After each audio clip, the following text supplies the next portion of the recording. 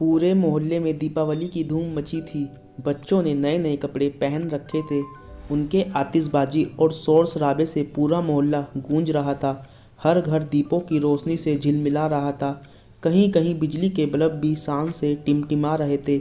लेकिन इन सब रंगीनियों से बहुत दूर मीरा काकी का मकान लगभग अंधेरे में डूबा हुआ था। यद्यपि उनके मकान पर भी 2 दीपक जल रहे थे, लेकिन इस जगमगाहट में वे निस्तेज से लग रहे थे। दूसरे किसी को इसकी खबर हो या न हो, लेकिन नन्हे आदित्य को यह बहुत अजीब लग रहा था।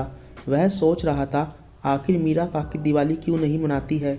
उसे अच्छी तरह से याद था कि मीरा काकी ने पिछले साल भी दिए नहीं जलाए थे, और शायद उससे पिछले साल भी नहीं। आदित्य को यह अच्छा नहीं लग रहा था कि आज के दिन कोई दुखी और उदास रहे। वह अच्छी तरह समझता था कि जब कोई उदास व दुखी होता है तभी त्यौहार नहीं मनाता है, लेकिन काकी को क्या दुख है, यह बात वह नहीं जानता था। आज मैं काकी का दुख जानकर ही रहूँगा, यह निर्णय करके वह अपनी माँ के पास जा पहुँचा। माँ उस समय रसोई घर में मिठाई तैयार कर रही थी। आदित्य को कुछ चिंतित देखकर व्याग्रता से पूछा, क्या सोच रहा है बेटा? माँ, मीरा काकी हमारी तरह बहुत सारे दीपक क्यों नहीं जलाती है? आदित्य ने पूछा।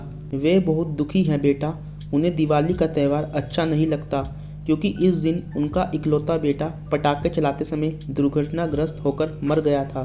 उनके पति भी नहीं है, बेचारी मेहनत मजदूरी करके गुजारा करती है। माँ ने समझाया। आप मुझे हमेशा कहती हो कि दीन दुखी की सेवा करनी चाहिए, तब क्या मैं काकी का बेटा बन जाऊं? आदित्य ने आज्ञा लेने की दृष्टि से पूछा। किसी अच्छे काम के लिए मैं भला क्या मना करूंगी, माँ ने मुस्कुराते हुए कहा। माँ की स्वीकृति मिलते ही आदित्य का चेहरा खिल उठा। वह सरपट मीरा काकी के घर की ओर भागा, लेकिन माँ की आवाज़ सुनकर उसे वापस लौटना पड़ा। बेटा, यह मिठाई तो लेते जा, कहते हुए जब माँ ने मिठाई का डब्बा आदित्य के हाथों में थमाया तो उसे अपनी माँ पर गर्व हुआ।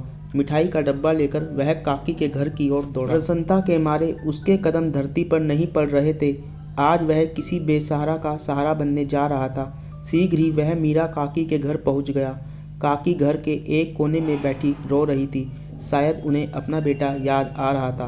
काकी, आप रो रही हो? आदित्य ने पूछा, पर काकी चुप बैठी रही, जैसे कुछ सुना ही ना हो। आदित्य ने काकी को हाथ से झकझोर कर पूछा, बताइए काकी, आपको क्या दुख है? लेकिन काकी ने आदित्य के प्रश्न का कोई जवाब नहीं दिया।